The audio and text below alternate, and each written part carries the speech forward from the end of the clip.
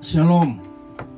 Anugerah Bapa di surga dalam kasih Yesus yang menyerahkan nyawanya untuk kita, dan hari ini kita memperingati. Bagi saudara di Indonesia bagian Barat, kami di Papua memulai. Saudara di bagian Barat sedang siap juga. Begitu pula saudara di negara manapun yang sedang mengikuti acara live streaming ini. Tuhan Yesus memberkati. Sobat Suameka yang berbahagia, warga Nabire yang diberkati Tuhan. Sungguh anugerah Tuhan kalau kita hari ini bisa berkumpul bersama-sama. Sebelum kita belajar firman Tuhan, mari kita berdoa. Bapa di surga, dalam nama Tuhan Yesus, 2000 tahun lebih yang lalu, di hari ini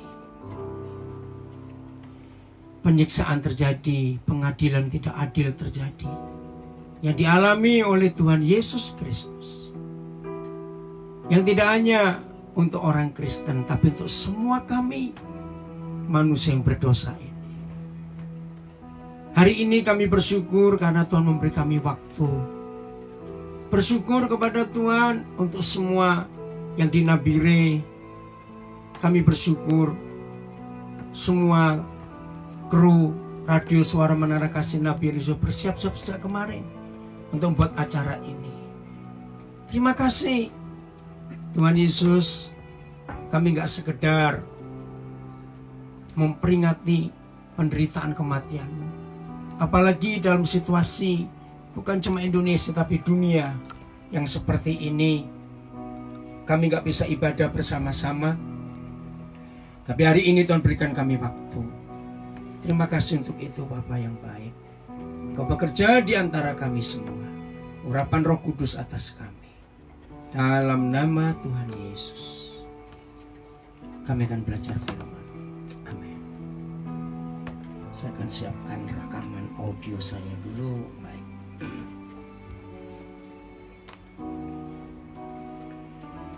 Setelah sekian lama kita memperingati Jumat Agung,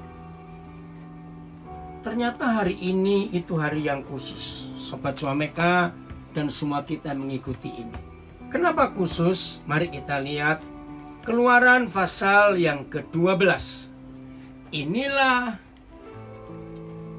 korban anak domba yang pertama di dunia secara nyata. Korban domba yang pertama terjadi di Taman Eden.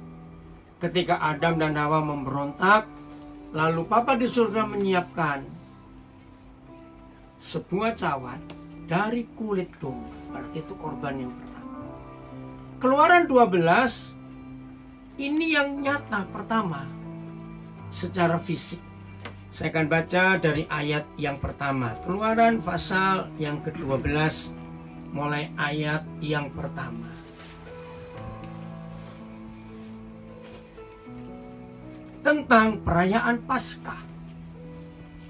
Berfirmanlah Yahweh kepada Musa dan Harun di tanah Mesir.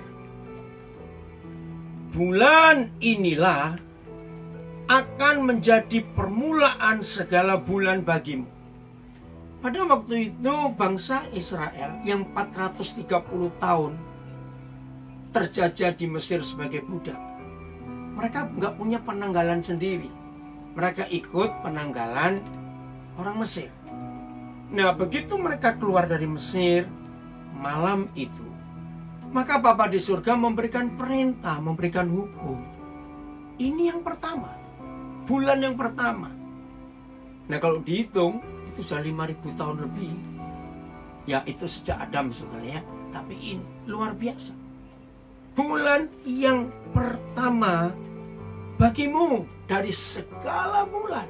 Jadi ini permulaan, ini bulan yang pertama buat orang Yahudi. Itu akan menjadi bulan pertama bagimu tiap tahun. Bukan April memang sebutannya. Katakanlah kepada segenap jemaah Israel. Nah, ini yang luar biasa. Pada tanggal 10 bulan ini, saudara, ketika setan bekerja merusak dunia dengan virus jahat ini. Nggak kebetulan hari ini tanggal 10. Nggak kebetulan. Kita berharap betul-betul 3 hari Tuhan Yesus di dalam kubur, dan dia bangkit pada hari ketiga. Kita berharap ketika seluruh dunia memperingati nanti hari Minggu kuasa kemenangan Tuhan Yesus Kristus, kiranya Tuhan berkenan mengampuni segala dosa kita, dosa manusia makin jahat di hadapan Tuhan, dan kiranya Tuhan menyelesaikan virus jahat ini pada hari kebangkitannya itu. Terus Tuhan pesan begini kepada orang Israel lewat Musa dan Harun. Katakanlah, saya ulang ayat 3, katakanlah kepada segenap jemaat Israel, pada tanggal 10 bulan ini diambillah oleh masing-masing seekor anak domba menurut kaum keluarga, seekor anak domba untuk tiap-tiap rumah tangga. Tetapi jika rumah tangga itu terlalu kecil jumlahnya untuk mengambil seekor anak domba, maka ia bersama-sama dengan tetangganya yang terdekat ke rumahnya haruslah mengambil seekor menurut jumlah jiwa tentang anak domba itu. Kamu buatlah perkiraan menurut keperluan tiap-tiap orang. Saudara yang diberkati Tuhan, lihat hati Bapa di surga. Kalau ada satu keluarga jumlahnya kecil, berarti anak domba yang dikorbankan itu terlalu banyak nantinya. Terus Bapa di surga pesan, lihat tetangga-tetangga yang dekat dengan rumahmu. Kalau ada di antara mereka nggak punya domba yang dikorbankan, maka kita yang punya harus kita bagi korban itu. Saudara yang dikasihi Tuhan, hukum kasih ini berlaku sampai berakhirnya dunia ini. Apalagi dalam kondisi seperti ini, kalau kita di Nabire tidak terlalu merasakannya, tapi di kota-kota besar di Indonesia dan dunia, orang kelaparan luar biasa. Kemarin anak saya jadi gembala di daerah Kelapa Gading, mereka buat dapur umum, datang banyak orang. Nah, yang saya kaget waktu mereka cerita, ternyata supir-supir taksi gak ada penumpang. Yang daring, yang bisa online masih lumayan, tapi gak punya. Oh, hari kemarin itu mereka cerita kepada anak saya, semua menangis. Kami sudah gak makan berapa hari. Nah, sekarang kalau kami nggak bisa berdapat uang, bagaimana keluarga kami? Saudara, situasi begitu mencekam. 2 hari yang lalu kita dengar pengusaha-pengusaha sudah berteriak, kalau sampai 3 bulan lagi kita nggak bisa kerja, pabrik nggak bisa produksi, nggak tahu mau jadi apa. Maka itu di hari ini ada pesan Tuhan, kalau kita punya domba yang untuk keluarga kita saja lebih, ayo kita bagi. Lihat kiri kanan kita. Selanjutnya ayat 5. Anak dombamu itu harus jantan, tidak bercela, berumur 1 tahun. Kamu boleh ambil domba atau kambing. Kamu harus mengurungnya sampai hari yang ke-14 bulan ini. Lalu seluruh jemaat Israel yang berkumpul harus menyembelihnya pada waktu senja. Nah, ini saudara, perhatikan. Kiranya Paskah yang pertama yang pernah dirayakan di dunia sekian ribu tahun yang lalu, kembali pada hari ini, korban anak domba Yesus Kristus Tuhan, darahnya itu berkuasa.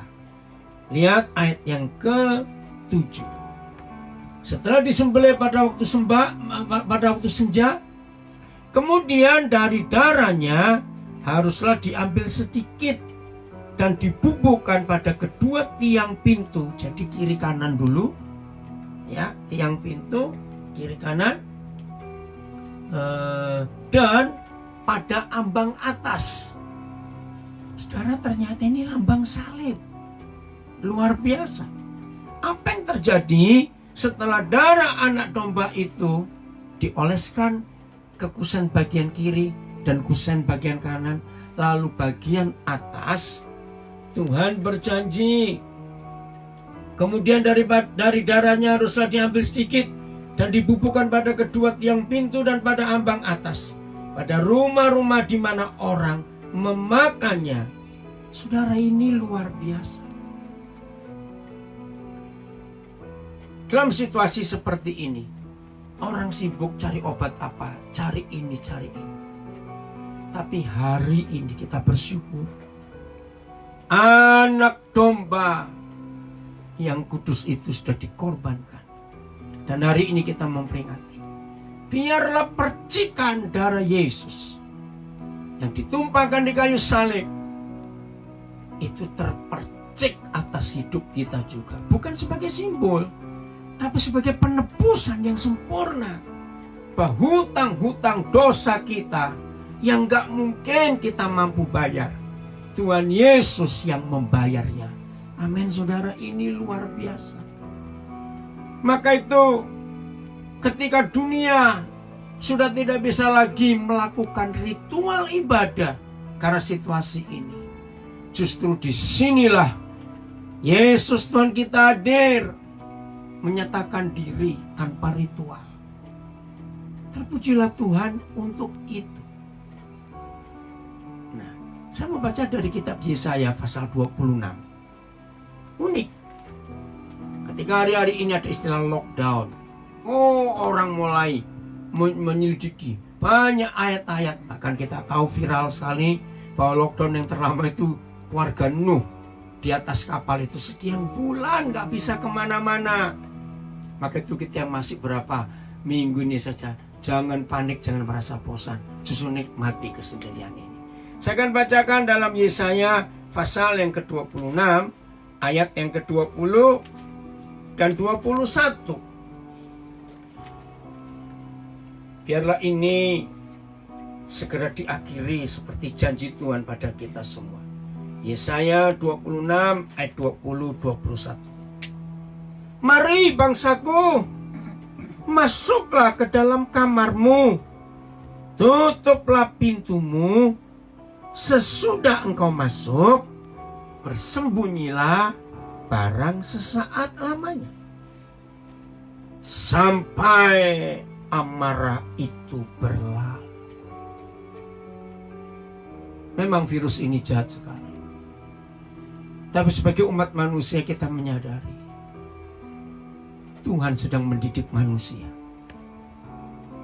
Lihat para ahli-ahli lingkungan yang bertahun-tahun menyerukan global warming, pemanasan global yang mengerikan. Saudara, lihat dunia. Ternyata lapisan ozon bumi itu mulai menutup. Alam jadi tenang karena tidak dieksploitasi oleh manusia. Pabrik-pabrik yang biasanya mengeluarkan asap yang beracun. Kita merenung. Ketika manusia terkurung, ternyata alam ini bergembira. Berarti betul. Coba ya, saya akan baca dalam Yesaya pasal 24 ayat yang ke-5. Memang manusia ini perlu dididik, saudara. Manusia ini perlu dihajar dengan murka. Saya percaya semua kita sebagai orang tua pernah marah mendidik anak-anak kita. Kita semua yang waktu masih kecil pernah dididik oleh orang tua kita. Nah, coba kita lihat Yesaya 24 ayat 5. Judulnya menarik, di pasal 24 sampai pasal 27 itu nubuat tentang akhir zaman. Nah, sekarang kita sedang masuk akhir zaman. Lalu di perikop pasal 24 ayat 1, judulnya mengerikan, bumi dihancurkan. Ternyata bukan Tuhan yang menghancurkan bumi ini. Lalu siapa? Mari kita baca ayat 5 Yesaya 24. Bumi cemar, terpolusi, kotor, rusak. Tapi saya mau baca ayat 4 dulu ya. Mana? Bumi berkabung dan layu. Kita tahu kata layu. Belum mati, masih kelihatan hijau, tapi layu. Nggak ada kehidupan lagi. Saya ulangi, ayat 4, Yesaya 24.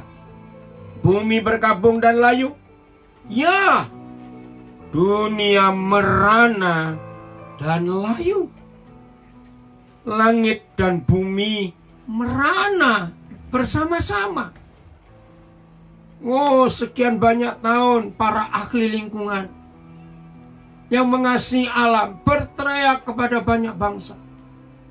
Negara-negara kaya yang memproduksi banyak kerusakan alam karena limbah pabrik dan asap.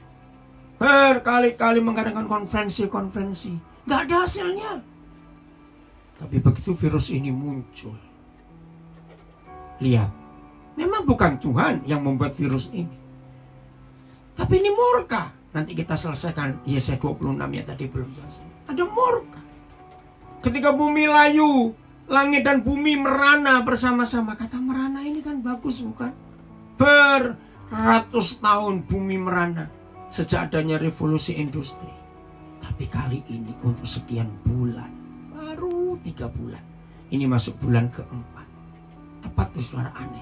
31 Januari 2019. Begitu masuk 1 Januari, mulai masuk Indonesia awal Maret. Saudara yang dikasihi Tuhan, lihat firman ini luar biasa. Saya lanjutkan ayat 5. Bumi cemar, bumi kotor, bumi rusak, bumi terpolusi. Karena siapa? Coba lihat firman ini. Karena penduduknya. Jadi ternyata binatang itu nggak pernah merusak alam. Manusia ini yang merusak alam. Apa sih bedanya penduduk dengan binatang? Ya jelas, kalau penduduk kan punya identitas, kartu identitas ID, KTP. Binatang kan nggak punya, maka itu bukan penduduk mereka itu. Ya, tapi hebat. Yang nggak punya identitas justru lebih pintar dari kita. Yang nggak sekolah ternyata lebih pintar dari kita yang sekolah. Jadi bumi ini cemar, bumi ini rusak, merana, layu, bukan karena binatangnya, karena ulah manusia. Saya nggak tahu siapa lagi bisa menyerukan jeritan alam yang adalah jeritan Tuhan sendiri. Berarti kesimpulannya, virus ini akan lenyap kalau manusia bertobat dari keserakahan dan kerakusannya untuk memaksa alam memenuhi keinginan kerakusan manusia. Bagaimana cara penduduk bumi merusak? Ada 4 hukum yang dilanggar. Kita lihat. 1. Sebab manusia melanggar undang-undang. Kita tahu saudara, tidak ada undang-undang negara, konstitusi di negara mana saja yang buat bukan manusia. Manusia yang buat undang-undang. Dan itu terjadi. Semua negara rakyatnya yang mau suka merubah undang-undang. Semua pemerintah bangsa-bangsa yang pemerintahnya melanggar undang-undang. Negara itu pasti kacau. Pasti kacau. Kita bersyukur lagi sekali. Terima kasih Tuhan mengangkat Presiden Joko Widodo untuk Indonesia.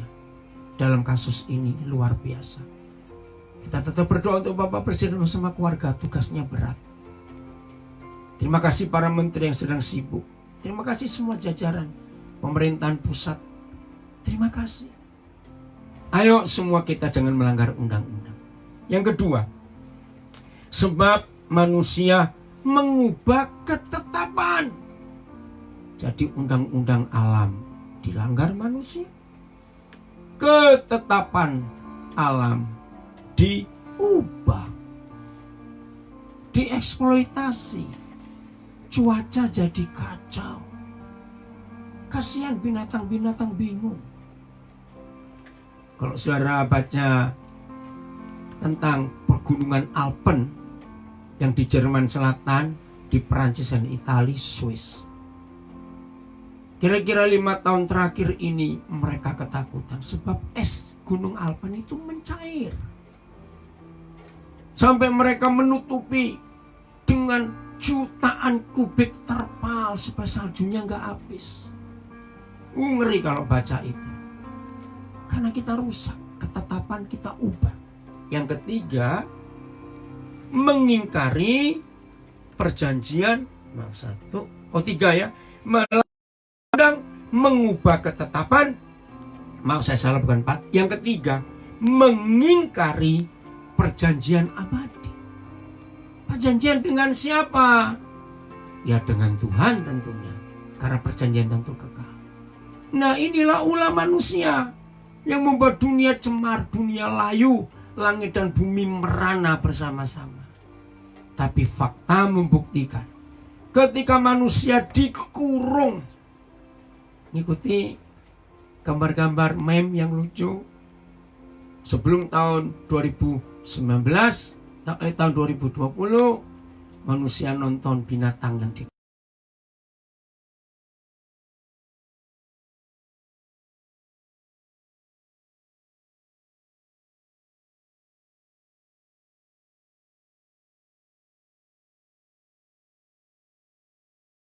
bangsa dan semua kita, virus ini akan lalu kalau kita bertobat. Murka itu. Jadi ini fakta. Ya memang kita nggak tahu ya. Setelah ini bagaimana ulah para pabrikan, ulah orang-orang kaya yang ingin mengeruk keuntungan. Kiranya pemerintah bangsa-bangsa diberi hikmat oleh Tuhan untuk mengubah peraturan supaya perdagangan itu nggak merusak bumi. Ya nggak tahu lagi gimana caranya. Tapi kita percaya dengan kasus ini orang-orang pinter, orang-orang kaya, pemerintah bangsa-bangsa mulai mikir harus ada perubahan. Jadi alam bergembira, kita yang sengsara. Kita kembali ke Yesaya 26. Saya akan baca lagi ayat 20. Mari bangsaku, masuklah ke dalam kamarmu, tutuplah pintumu sesudah engkau masuk. Kita sembunyi di rumah sampai ini loh, amarah itu berlalu. Bukan amarah Tuhan loh. Amarah siapa? Amarah alam. Sudah capek alam ini kita rusak. Tunggu, biar amarah alam ini dilampiaskan dulu. Apa yang terjadi? Ayat 21. Sebab sesungguhnya Yahweh mau keluar dari tempatnya. Woi, ini luar biasa. Untuk menghukum penduduk bumi karena kesalahannya. Saudara dikasih Tuhan, belum pernah terjadi dalam sepanjang kehidupan manusia. Manusia mulai merendahkan diri, merendahkan hati. Ketika semua tempat-tempat hiburan tutup. Maaf, saya tidak menuduh. Tapi ini fakta. Ketika tempat-tempat dugem harus tutup. Ketika barbar semua tutup. Maaf, saya nggak menghakimi. Otomatis dosa berkurang banyak, bukan? Dalam kondisi seperti ini.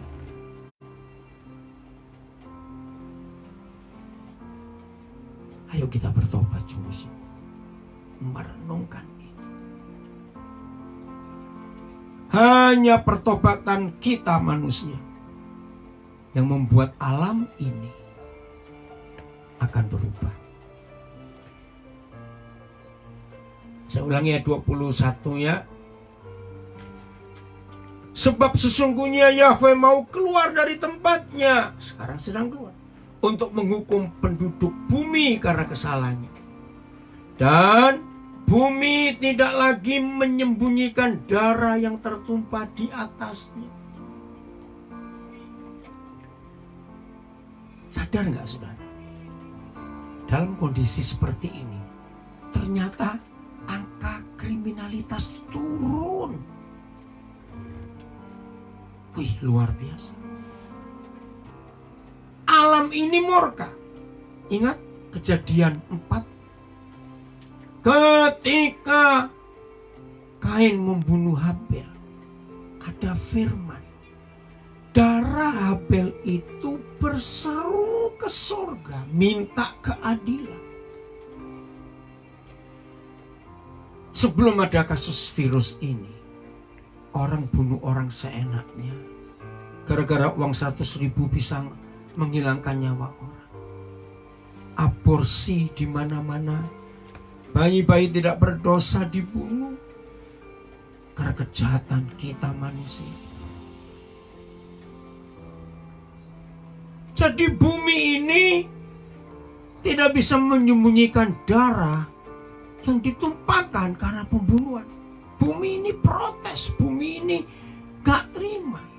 Bumi ini perlu air untuk menyuburkan, bukan darah. Maka itu ketika Tuhan keluar dari tempatnya, dari kediamannya, maka bumi tidak lagi menyembunyikan darah yang tertumpah di atasnya. Tidak lagi menutupi orang-orang yang mati terbunuh di sana. Sungguh saudara, kiranya setelah virus ini berlalu, semua kita manusia tetap dalam kondisi bertobat. Kejahatan kalau bisa nggak cuma berkurang, berhenti. Sungguh luar biasa. Bersyukur kepada Tuhan memberikan hikmat kepada pemerintah kita lewat Kementerian Hukum dan Hak Asasi Manusia. Sekian ribu narapidana harus dibebaskan karena virus ini. Waktu saya dengar keputusan itu luar biasa. Ini hikmat yang betul-betul dari Tuhan untuk pemerintah kita.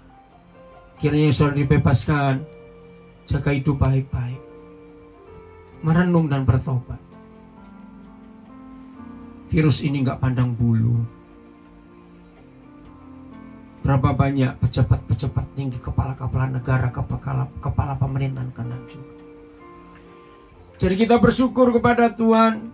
Kalau hari ini kita memperingati hari penderitaan kematian Tuhan Yesus.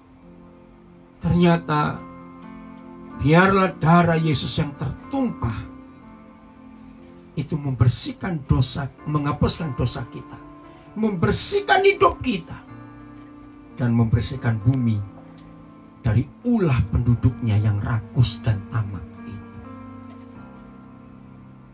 Kita beralih ke Yohanes 1 ayat 29. Kita tidak hanya sekedar memperingati Yesus Tuhan kita menderita, disiksa, diadili dengan tidak adil dan mati. Enggak. Ada permintaan Tuhan Yesus buat kita semuanya. Yohanes pasal 1 ayat yang ke-29. Begini hukum yang Tuhan berikan kepada kita. Yohanes 1:29. Pada keesokan harinya, Yohanes melihat Yesus datang kepadanya. Dan ia berkata, ini berkata kepada orang banyak yang setiap hari berbondong-bondong datang kepada Yohanes Pembaptis mendengar khotbah. Dan khotbahnya bukan kau diberkati saudara, gak usah takut Tuhan menyertai. Oh tidak, semua kita ingat khotbah Yohanes Pembaptis adalah khotbah pertobatan, tinggalkan dosa. Izinkan saya berkata seperti ini. Ketika tiap ibadah baik hari Minggu maupun hari-hari lain, di semua gereja, ibadah di rumah dan di mana saja, ada khotbah-khotbah. Ternyata sulit kita bertobat. Tapi ketika alam ini berkhotbah dengan virus ini, mau tidak mau kita bertobat. Saya merasa begini belum pernah terjadi di dalam surga. Dengar cerita manusia, ampuni Tuhan, ampuni saya, ampuni saya. Seperti sekarang ini bukan. Puji Tuhan. Maka itu kalau kita rajin dengar firman, nggak bisa bertobat, biar lewat kasus ini kita bertobat sungguh-sungguh. dari semua dosa kejahatan kita. Nah, ketika tiap hari orang-orang berbondong-bondong menemui Yohanes Pembaptis dengar khotbah, hari itu beda. Ketika Yohanes sedang ngomong di depan orang banyak, dia noleh. Wih, Yesus datang. Saudara, inilah perjumpaan yang kedua setelah baptisan. Jadi setelah dibaptis, Yohanes Pembaptis gak ketemu Tuhan Yesus lagi, sebab Tuhan Yesus pergi ke tempat-tempat lain. Dan hari itu datang. Lalu Yohanes Pembaptis berteriak, lihatlah. Wah, ini proklamasi yang luar biasa. Lihatlah, Anak Domba Tuhan yang menghapus dosa dunia. Ayat 30, dialah yang kumaksud ketika kukatakan, kemudian daripada aku akan datang seorang yang telah mendahului aku, sebab dia telah ada sebelum aku. Dan aku sendiri pun mula-mula tidak mengenal dia. Tetapi untuk itulah aku datang dan membaptis dengan air, supaya ia dinyatakan kepada Israel. Nah, sekarang kita akan bahas ayat 29. Lihatlah, Anak Domba Tuhan yang menghapus dosa dunia. Tahun 83-84 saya tinggal di Jerman, merintis pelayanan mahasiswa Indonesia di sana. 83-84. Saudara, kalau pagi ketika para mahasiswa kuliah, waktu saya banyak kosongnya. Jadi saya ke perpustakaan di kota-kota di mana saya sedang melayani. Waktu itu saya di kota Bochum, di Jerman Tengah, di provinsi North Rhine-Westphalia. Tiba-tiba saya bisa ketemu buku sejarah kerajaan Romawi di zaman Yesus. Saya nggak sengaja, ya saya ambil aja. Dari pembacaan itu sejarah Romawi zaman Yesus, saya kaget. Ternyata kata anak domba, apalagi gereja-gereja Pentakosta, sampai jadi lagu, ada kuasa dalam darahnya, darah anak domba. Oke. Tapi terus terang, saudara, sebelum saya ketemu buku sejarah Romawi zaman Yesus, saya itu juga mikir anak domba. Ini intermezzo saja. Tahun 76, waktu saya dengan tim 14 orang dari Lawang Bible Training Center membuat KKR di lapangan kota Pasuruan, Jawa Timur, tahun 76. Wah, nyanyian itu saya sebagai tim konselor ya nanti akan mendoakan. Tahu ada orang sebelah saya. Wih, kalau maaf ya, jangan mikir macam-macam, tapi ini kisah nyata. Dari situ saya tuh mikir, cuma saya nggak ketemu jawabannya. Wih, kalau anak domba itu disate enak loh, kambing muda. Saya tuh kaget. Jadi apa ini arti anak domba yang sesungguhnya? Tahun 83 akhir baru saya ngerti. Begini fakta. Ketika Yohanes Pembaptis berteriak, lihatlah Anak Domba Tuhan yang menghapus dosa dunia. Ternyata ini pengacara di pengadilan di dalam zaman kerajaan Romawi. Saudara, kerajaan Romawi itu kejam sekali, masih ingat? Kalau bunuh penjahat, menghukum mati penjahat, nggak langsung dimatikan. Makin lama matinya penjahat, mereka makin bersuka cita. Rasain, wih, sadis sekali. Maka itu ada sampai berhari-hari digantung, nggak mati-mati, karena nggak ada orang yang rela untuk dihukum mati. Ini loh faktanya. Nah, jadi ada istilah di antara mereka zaman itu. Begitu ada satu orang dalam satu keluarga terbukti bersalah dan divonis mati, maka sesama teman warga itu tanya begini, kamu sudah punya anak domba belum? Itu istilah mereka. Artinya punya pembela nggak? Kamu punya pengacara nggak? Saudara, zaman itu nggak seperti sekarang. Menjadi pembela di pengadilan Romawi, sadis. Bayarannya nggak tanggung-tanggung. Yang paling murah, pokoknya harga satu rumah. Itu dalam buku sejarah. Saya pikir, loh kenapa harus dibayar satu rumah? Karena begini, begitu pengacara pembela ini kalah, maka yang dihukum mati bukan penjahatnya, tapi pembela ini. Nah, kalau dia dihukum mati, keluarganya bagaimana? Maka itu rumah. Maka dengan demikian, orang-orang miskin kalau sudah ketangkap di pengadilan kerajaan Romawi zaman itu, ya tinggal pasrah mati aja. Bagaimana mau bayar anak domba? Nah, terus kita ingat, tiba-tiba tuh saya baca itu ingat. Maka itu ketika Pilatus mengadili Tuhan Yesus dan tidak ketemu salahnya, ingat gak? Dia cari pengganti. Begini aja dah, kata Pilatus. Aku gak menemukan salah orang ini, tapi kamu ngotot dia harus dihukum mati. Oke, kamu tahu Barabas bukan? Zaman itu Barabas itu penjahat yang ngeri, sadis. Dan orang-orang di Yerusalem tahu siapa Barabas. Ketika Pilatus mengeluarkan Barabas sebagai anak domba buat Tuhan Yesus, saudara ingat?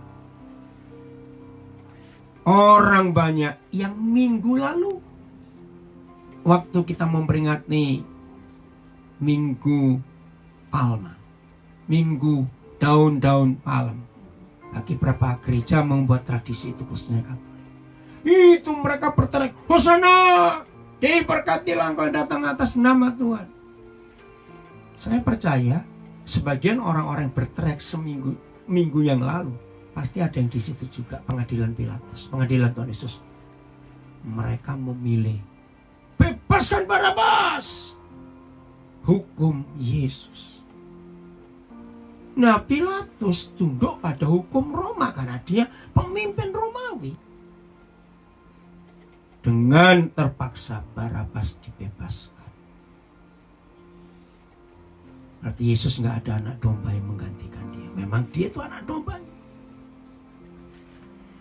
Jadi ketika Yohanes Pembaptis berteriak, lihatlah anak domba Tuhan yang menghapus dosa dunia. Itu orang-orang miskin berteriak, terima kasih Tuhan, terima kasih. Saudara yang dikasihi Tuhan, percuma Jumat Agung kita rayakan, percuma kalau kita hanya melihat Yesus itu anak domba yang dikorbankan. Jumat Agung, hari peringatan penderitaan kematian Tuhan Yesus akan jadi penuh arti buat dia sendiri dan buat dunia. Kalau saudara dan saya yang sudah diselamatkan oleh anak domba dari hukuman mati, maka kita pun harus jadi anak domba itu sendiri untuk orang-orang di sekitar kita.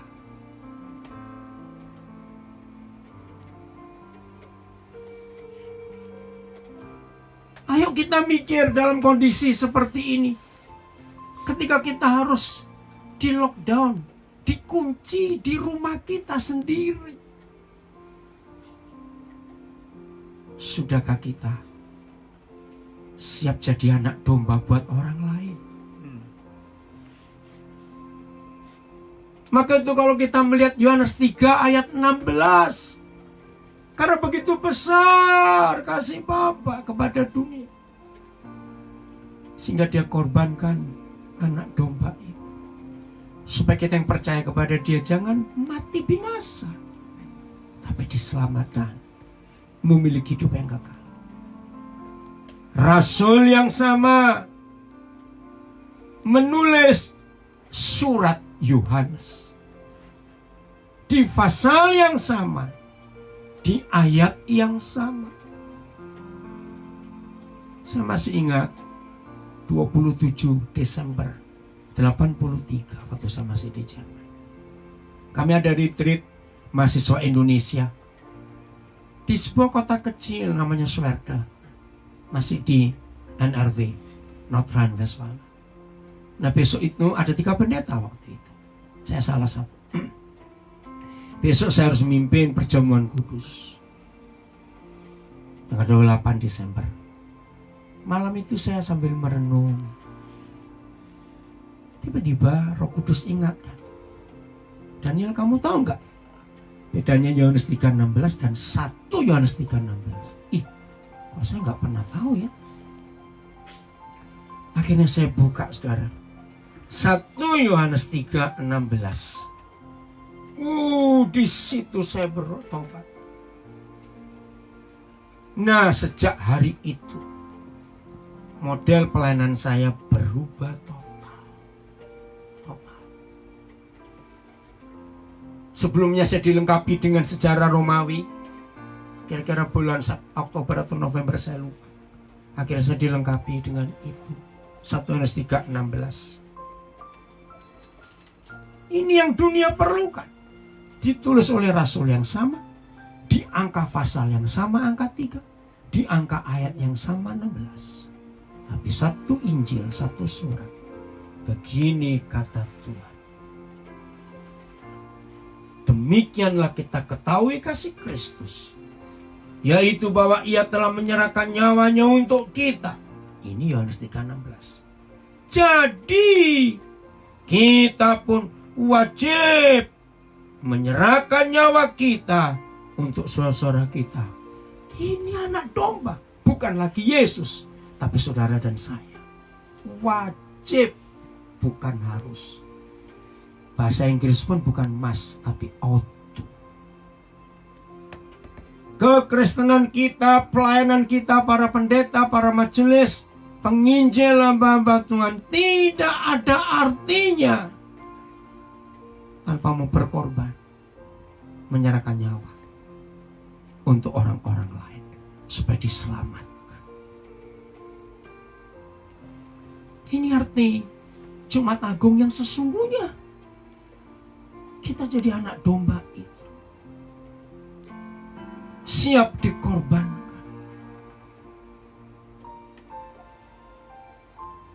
Ketika kehidupan gak ada harganya dalam situasi seperti ini. Maaf ya saudara, maaf, saya nggak bermaksud apa-apa. Semua orang yang keluarganya meninggal karena virus ini, pemakaman pun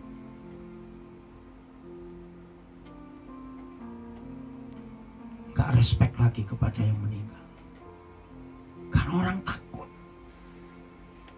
Belum pernah terjadi seperti masa ini. Rumah duka pun sepi. Pada yang meninggal banyak. Karena nggak boleh.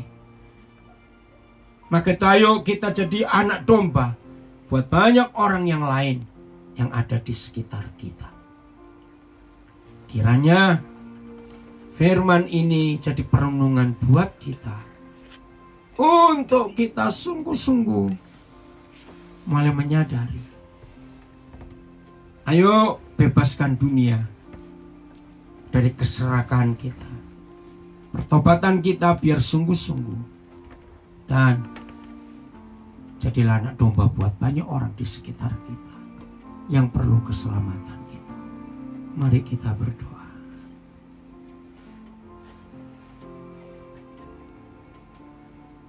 Bapa di surga, terima kasih Yesus mati buat kami. Tapi hari ini kami belajar, gak hanya Tuhan Yesus, Dia cukup mati sekali. Dan untuk sisa dari umat manusia yang Tuhan sayangi, yang belum tahu keselamatan gratis ini, terima kasih lewat suara Yohanes Pembaptis, kami diingatkan untuk kami menjadi anak domba yang siap dikorbankan untuk banyak orang di sekitar kami yang belum tahu pengampunan gratis, keselamatan gratis.